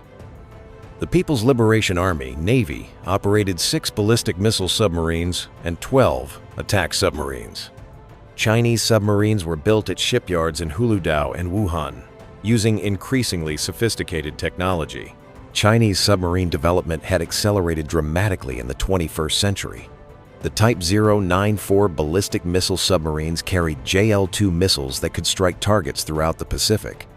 The Type 093 attack submarines incorporated stealth technologies and advanced weapons systems. India operated 1 ballistic missile submarine and 2 attack submarines leased from Russia. The indigenous Arihant-class ballistic missile submarine program represented India's entry into the Nuclear Submarine Club. Indian submarines were built at the Shipbuilding Center in Visakhapatnam. The Indian nuclear submarine program faced significant technical challenges. Indigenous reactor development required assistance from Russia and other nations. Submarine construction required advanced materials and manufacturing techniques that India was still developing. Brazil was developing nuclear submarines with French assistance through the PROSUB program. The program included technology transfer for nuclear propulsion and submarine construction. Brazilian submarines would be built at the Itaguaí Naval Complex near Rio de Janeiro. Australia had announced plans to acquire nuclear submarines through the AUKUS partnership with the United States and Britain. The program would provide Australia with nuclear submarine technology while strengthening alliance relationships in the Pacific region. The proliferation of nuclear submarine technology raised concerns about nuclear proliferation and regional stability. Nuclear submarines required highly enriched uranium fuel that could potentially be diverted to weapons programs. International oversight was essential to prevent proliferation. The Nuclear Suppliers Group controlled exports of nuclear submarine technology to prevent proliferation. The International Atomic Energy Agency monitored nuclear submarine programs to ensure compliance with non-proliferation agreements. These safeguards were essential for maintaining international security. The cost of nuclear submarine programs was enormous and increasing. Modern nuclear submarines cost over $3 billion each, making them affordable only for the wealthiest nations. Development costs for new submarine programs could exceed $50 billion. International cooperation was becoming essential for submarine development. The cost and complexity of modern submarines exceeded the capabilities of most individual nations. Partnerships allowed sharing of development costs while maintaining technological advantages. The submarine industrial base was highly specialized and difficult to develop. Nuclear submarine construction required unique facilities, materials, and expertise that took decades to establish. Only a few nations possessed the industrial capability to build nuclear submarines independently. Submarine crew training was equally challenging. Nuclear submarine operations required highly skilled personnel who underwent years of education and training. The small pool of qualified submarine personnel limited the expansion of nuclear submarine programs. Environmental concerns were influencing submarine development and operations. Nuclear accidents could cause long-term environmental damage. Submarine operations in sensitive marine ecosystems required careful environmental management. The disposal of nuclear submarines at the end of their service lives created significant challenges. radioactive components required specialized handling and storage. The cost of submarine disposal could exceed the original construction cost. International law governing submarine operations was complex and evolving. Submarines operated in international waters where multiple legal frameworks applied. Disputes over submarine operations could escalate into international incidents. The future of nuclear submarine proliferation would likely be shaped by technological, economic, and political factors.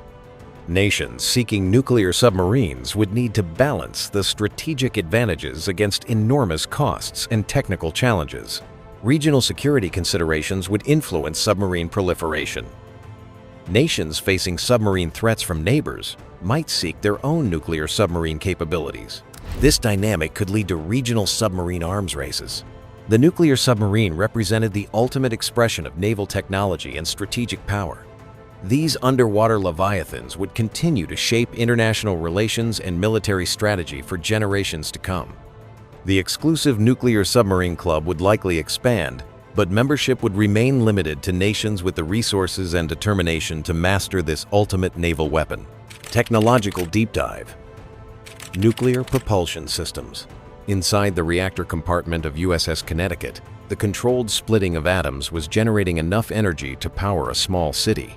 Nuclear propulsion was the technology that transformed submarines from surface vessels that could submerge into true underwater craft. But how did engineers harness the enormous energy of nuclear fission and contain it within the confines of a submarine hull? The pressurized water reactor was the heart of every American nuclear submarine.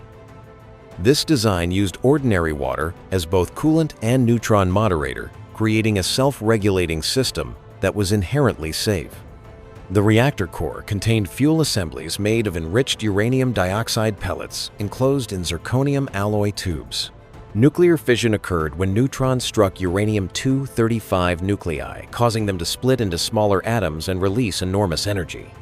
Each fission event released approximately 200 million electron volts of energy, millions of times more than chemical reactions.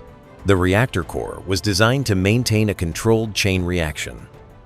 Control rods made of neutron-absorbing materials could be inserted into the core to slow or stop the nuclear reaction. The reactor's geometry and fuel arrangement ensured that the chain reaction would stop if the reactor was damaged or flooded. Primary cooling water circulated through the reactor core at pressures exceeding 2,000 pounds per square inch.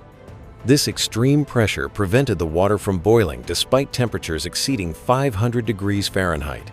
The superheated water transferred its energy to steam generators. Steam generators were massive heat exchangers that transferred energy from the radioactive primary loop to the clean secondary loop. These devices contained thousands of tubes through which primary coolant flowed. Secondary water surrounded these tubes, absorbing heat and converting to steam. The steam drove turbines that were connected to the submarine's propeller shaft through reduction gears. High-pressure steam struck precisely angled turbine blades, causing the turbine to rotate at over 3,000 revolutions per minute. Reduction gears decreased this speed while increasing torque. The entire nuclear propulsion system was contained within heavily shielded compartments that protected the crew from radiation. Lead and steel shielding absorbed gamma rays and neutrons. The reactor compartment was sealed from the rest of the submarine during normal operations. Nuclear fuel for submarines was enriched to over 90% uranium-235, much higher than civilian power plants. This high enrichment allowed the reactor to operate for decades without refueling. The fuel was manufactured at specialized facilities under strict security controls. Reactor safety systems were designed to prevent accidents and contain radioactive materials. Multiple independent systems could shut down the reactor in emergency situations. Backup cooling systems could remove decay heat even if the primary cooling system failed. The nuclear Navy's safety record was exceptional. American nuclear submarines had operated for over 6,000 reactor years without a single reactor accident causing radiation exposure to the public.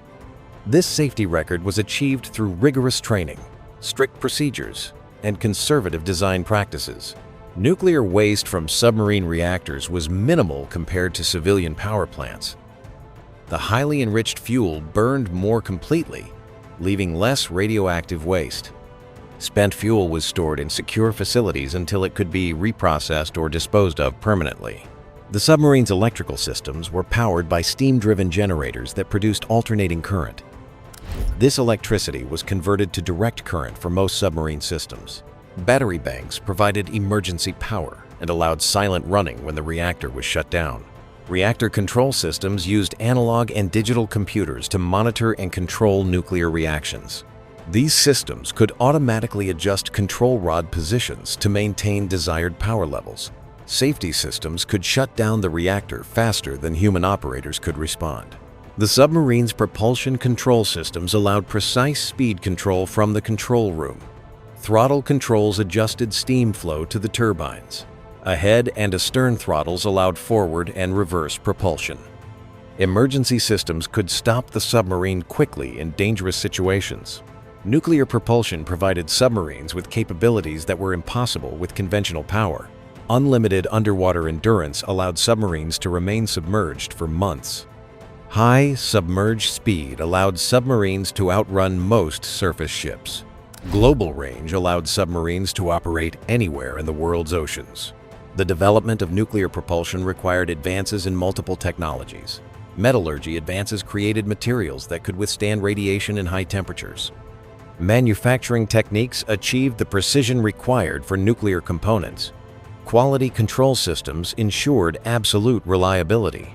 Nuclear submarine reactors were designed for specific operational requirements. Ballistic missile submarines required reactors that could operate quietly for extended periods. Attack submarines needed reactors that could provide high power for pursuit operations. Different reactor designs optimized performance for different missions. The future of nuclear propulsion would likely emphasize improved efficiency and reduced maintenance. Advanced fuel designs could extend reactor life even further.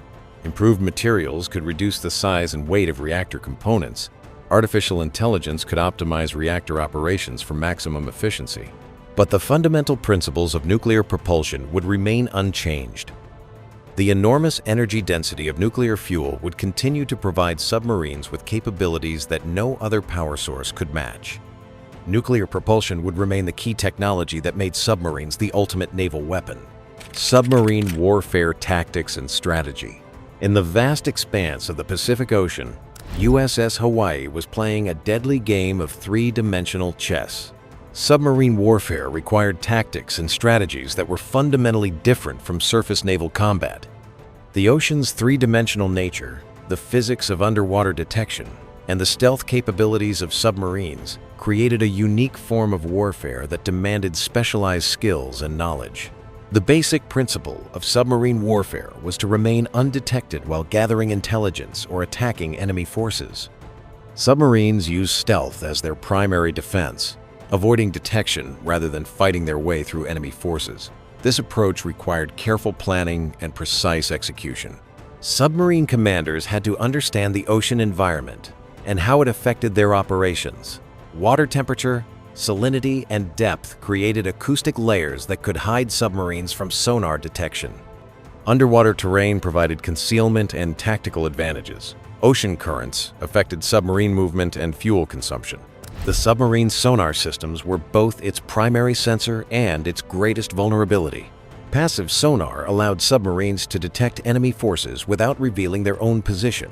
But active sonar, while providing precise target information, announced the submarine's presence to anyone listening. Submarine tactics emphasized patience and careful positioning. Commanders would spend hours or days maneuvering into optimal attack positions. The goal was to achieve a firing solution that maximized the probability of success while minimizing the risk of counterattack. The attack phase required split-second timing and precise coordination. Torpedo launches had to account for target movement, water conditions, and the time required for weapons to reach their targets. Multiple weapons might be fired to ensure target destruction and overcome defensive measures. Evasion tactics were equally important. After attacking, submarines had to escape before enemy forces could locate and counterattack. This required high-speed maneuvering, use of acoustic countermeasures, and exploitation of environmental conditions that degraded enemy detection capabilities. Ballistic missile submarines used different tactics focused on remaining undetected during extended patrols. These submarines operated in patrol areas where they could launch missiles at predetermined targets. The key was to remain hidden while maintaining the ability to receive launch orders. Attack submarines conducted multiple types of missions that required different tactical approaches. Anti-submarine warfare missions required tracking enemy submarines without being detected. Intelligence-gathering missions required approaching enemy forces closely enough to collect useful information.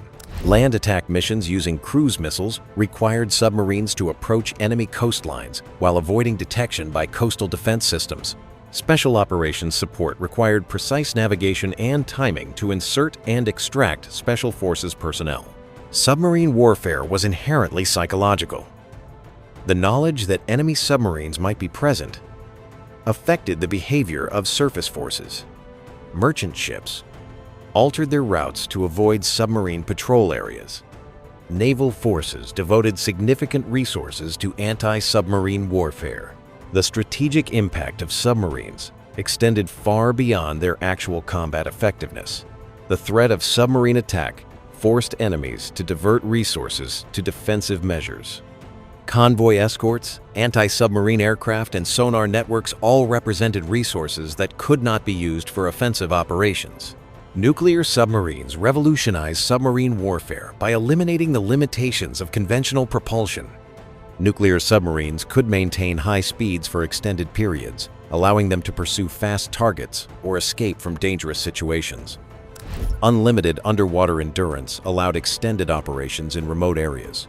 Modern submarine warfare incorporated advanced technologies that enhanced traditional tactics. Satellite communication allowed real-time coordination with other forces. Advanced sonar systems provided unprecedented detection capabilities. Precision weapons allowed attacks from greater ranges with higher accuracy. Electronic warfare became an increasingly important aspect of submarine operations. Submarines could intercept enemy communications and gather intelligence about enemy capabilities and intentions. Electronic countermeasures could degrade enemy detection systems and protect friendly forces. Submarine commanders had to balance multiple competing requirements. Mission success required aggressive tactics and close approaches to enemy forces. Crew safety demanded conservative tactics and careful risk management. Political considerations might limit the use of certain weapons or tactics. The training of submarine crews was crucial for tactical success. Crew members had to master complex systems while maintaining the ability to respond quickly to changing tactical situations. Realistic training exercises prepared crews for the stress and confusion of actual combat. Submarine warfare doctrine evolved continuously as new technologies and threats emerged. The lessons learned from each operation were incorporated into training programs and tactical manuals. International exercises allowed submarine forces to practice against different opponents and learn new techniques. The future of submarine warfare would likely emphasize autonomous systems and artificial intelligence. Unmanned underwater vehicles could conduct reconnaissance and attack missions while keeping crewed submarines safely hidden. Machine learning algorithms could analyze vast amounts of sensor data and identify optimal tactical solutions. But the fundamental principles of submarine warfare would remain unchanged. Stealth, patience, and precise execution would continue to be the keys to submarine success. The three-dimensional nature of underwater combat would continue to challenge submarine commanders and crews. Submarine warfare represented the ultimate test of naval skill and technology. The unforgiving ocean environment, the physics of underwater detection, and the lethality of modern weapons created a form of combat that demanded perfection from both equipment and personnel. The nuclear submarine had transformed naval warfare by providing platforms that could operate anywhere in the world's oceans with unprecedented stealth and firepower. These underwater predators would continue to patrol the depths, ready to strike without warning in defense of their nation's interests. Conclusion: the silent guardians. In the depths of the world's oceans, nuclear submarines continue their eternal vigil. From Cornelis van Drebbel's leather-covered rowboat to the massive Typhoon giants, the submarine has evolved into humanity's most sophisticated weapon of war. The nuclear submarine represents the pinnacle of this evolution, a platform that combines stealth, endurance, and devastating firepower in a package that can operate anywhere on Earth. The journey from the first crude diving bells to modern nuclear submarines spans 4 centuries of human ingenuity and determination. Each generation of submarine designers built upon the achievements of their predecessors while overcoming seemingly impossible technical challenges. The nuclear revolution transformed submarines from coastal defense vessels into global strategic weapons. Nuclear propulsion provided unlimited underwater endurance and high-speed capability that made submarines true masters of the underwater domain.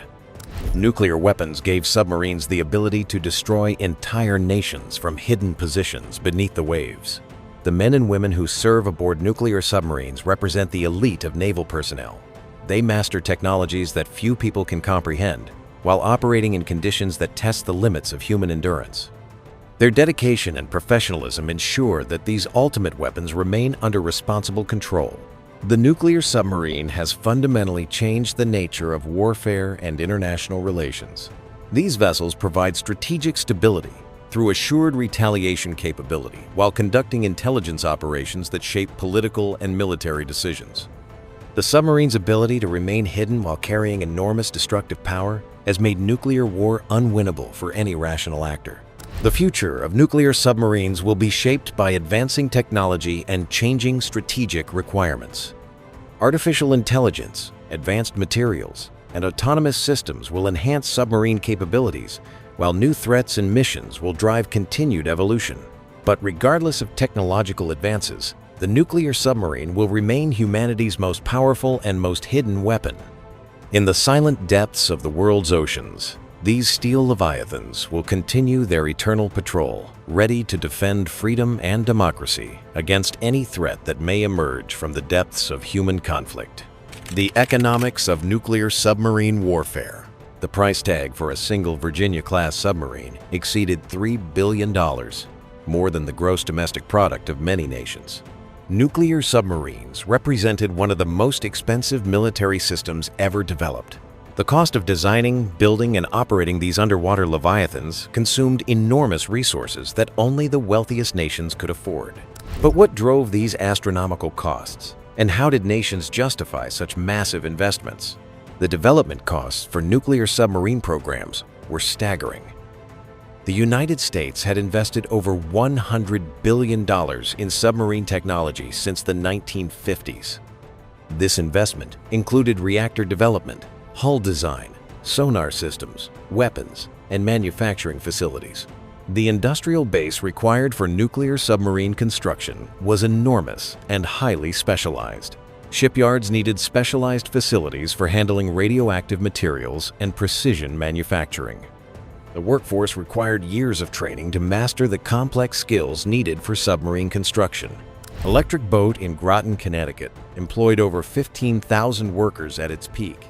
The facility included specialized welding shops, reactor compartment assembly areas, and testing facilities. The shipyard's capabilities represented decades of investment and accumulated expertise. Material costs for submarine construction were extraordinary. HY-80 steel used for submarine hulls cost over 10 times more than conventional steel. Nuclear fuel required specialized processing and enrichment facilities. Advanced electronics and sonar systems incorporated cutting-edge technologies that commanded premium prices. The nuclear reactor alone cost over $500 million per submarine. This included the reactor vessel, steam generators, primary cooling pumps, and control systems. The reactor compartment required specialized shielding and containment systems that added significantly to construction costs. Quality control requirements drove costs even higher. Every component had to meet nuclear standards that exceeded those of any other industry. Materials were tested beyond their design limits. Manufacturing tolerances were measured in thousandths of inches. The rejection rate for submarine components was orders of magnitude higher than conventional manufacturing. Operating costs for nuclear submarines were equally impressive. A single submarine required a crew of over 130 highly trained personnel. Training costs for nuclear qualified personnel exceeded $1 million per person. Annual operating costs for a nuclear submarine approached $100 million. Maintenance costs increased throughout the submarine's service life. Nuclear submarines required specialized facilities and personnel for maintenance and overhaul. Major maintenance periods could cost over $1 billion and take several years to complete. The economic impact of submarine programs extended throughout the defense industrial base. Submarine construction supported thousands of suppliers and subcontractors. Advanced technologies developed for submarines found applications in civilian industries. The skilled workforce created by submarine programs contributed to broader technological advancement. International submarine programs faced even greater challenges. Nations without existing nuclear submarine capabilities had to develop entire industrial bases from scratch. Technology transfer agreements could reduce development costs but created dependencies on foreign suppliers. The French nuclear submarine program invested over $50 billion to achieve independence from American technology. This investment included reactor development, submarine design, and manufacturing facilities. The program took over 30 years to achieve full operational capability. China's nuclear submarine program represented a massive investment in strategic capabilities. The program required development of nuclear reactors, advanced materials, and precision manufacturing capabilities. Chinese submarine construction accelerated dramatically in the 21st century as economic growth provided resources for military modernization. The return on investment for nuclear submarine programs was difficult to quantify. These weapons provided strategic deterrence that prevented conflicts that could cost trillions of dollars. Intelligence gathered by submarines influenced political and military decisions worth far more than the submarine's construction costs. Nuclear submarines also provided economic benefits through technology transfer to civilian industries. Nuclear power generation, advanced materials, and precision manufacturing all benefited from submarine development programs. The skilled workforce created by submarine programs contributed to broader economic development. The future costs of nuclear submarine programs would likely continue to increase. Advanced technologies and materials would drive construction costs higher. Environmental regulations would add costs for waste disposal and decommissioning. International competition would require continuous investment in new capabilities. But nations would continue to invest in nuclear submarines because of their unique strategic value. No other platform could provide the combination of stealth, endurance, and firepower that nuclear submarines offered. The ability to project power globally while remaining hidden justified the enormous costs. The economics of nuclear submarine warfare reflected the broader challenges of modern military technology. Advanced weapons systems required enormous investments that only the wealthiest nations could afford. The gap between nations with advanced military capabilities and those without would likely continue to widen. Environmental impact and sustainability. The nuclear submarine had transformed naval warfare, but at what cost to the world's oceans? Nuclear submarines operated in the most pristine environments on Earth, yet they carried the potential for environmental catastrophe. The combination of nuclear reactors and military operations created unique environmental challenges that required careful management and international cooperation. Nuclear accidents aboard submarines posed the greatest environmental threat. Reactor coolant leaks could release radioactive contamination into the ocean. The loss of nuclear submarines created underwater sources of radiation that could persist for decades. The Soviet nuclear submarine K-27 suffered a reactor accident in 1968 that released radioactive contamination into the Barents Sea. The submarine's reactor compartment was so contaminated that it had to be cut out and disposed of separately. The environmental impact of this accident continued for decades. The loss of USS Thresher in 1963 created an underwater radioactive source that continues to leak contamination. The submarine's nuclear reactor remains on the ocean floor at a depth of over 8,000 feet. Monitoring programs track the spread of radioactive materials from the wreck site. Nuclear submarine operations generated radioactive waste that required specialized disposal. Reactor compartments from decommissioned submarines contained highly radioactive materials that would remain dangerous for thousands of years. The cost of safe disposal exceeded the original construction cost of many submarines. The United States developed specialized facilities for disposing of nuclear submarine waste. The Hanford Nuclear Reservation in Washington State stored reactor compartments from decommissioned submarines. These facilities required continuous monitoring and maintenance to prevent environmental contamination. Russia faced even greater challenges in managing nuclear submarine waste. The collapse of the Soviet Union left hundreds of nuclear submarines without adequate funding for safe decommissioning. Many submarines were abandoned with their nuclear fuel still aboard, creating potential environmental disasters. International cooperation was essential for managing nuclear submarine environmental risks. The Cooperative Threat Reduction Program provided funding for safe disposal of Russian nuclear submarines. This program prevented environmental disasters while reducing proliferation risks. Marine life was affected by submarine operations in ways that were not fully understood. Sonar systems could disrupt marine mammal behavior and navigation. Submarine noise pollution affected fish populations and marine ecosystems. The long-term effects of submarine operations on ocean environments remained largely unknown. Climate change was altering the ocean environment in ways that affected submarine operations. Melting Arctic ice was opening new submarine patrol areas while changing ocean currents and temperatures. These changes could affect submarine performance and environmental impact. The future of nuclear submarine operations would need to address environmental concerns more comprehensively. Advanced reactor designs could reduce the risk of accidents and environmental contamination. Improved waste disposal methods could minimize long-term environmental impact. Renewable energy technologies might eventually provide alternatives to nuclear propulsion for some submarine missions. Fuel cells, advanced batteries, and other technologies could power submarines without the environmental risks of nuclear reactors. But these technologies could not match the performance of nuclear propulsion for most missions. Environmental monitoring would become increasingly important as submarine operations expanded.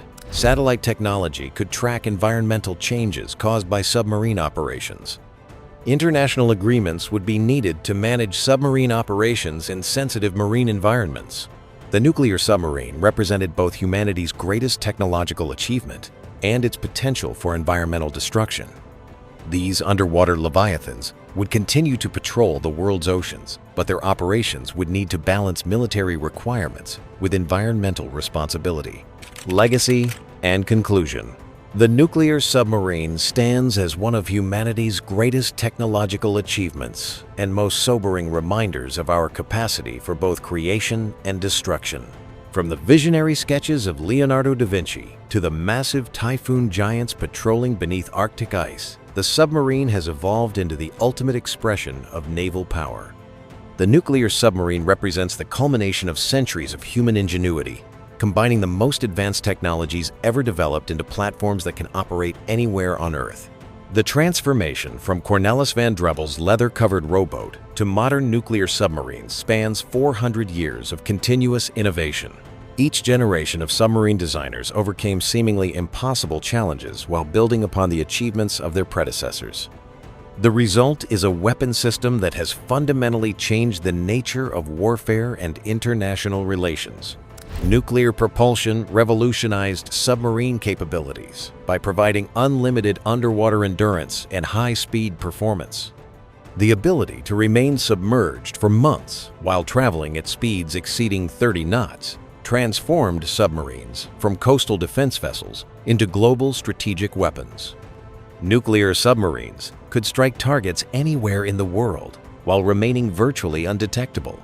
The strategic impact of nuclear submarines cannot be overstated.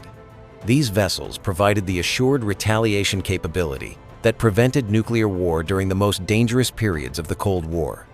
The knowledge that nuclear submarines were patrolling the world's oceans with enough firepower to destroy entire nations helped maintain strategic stability.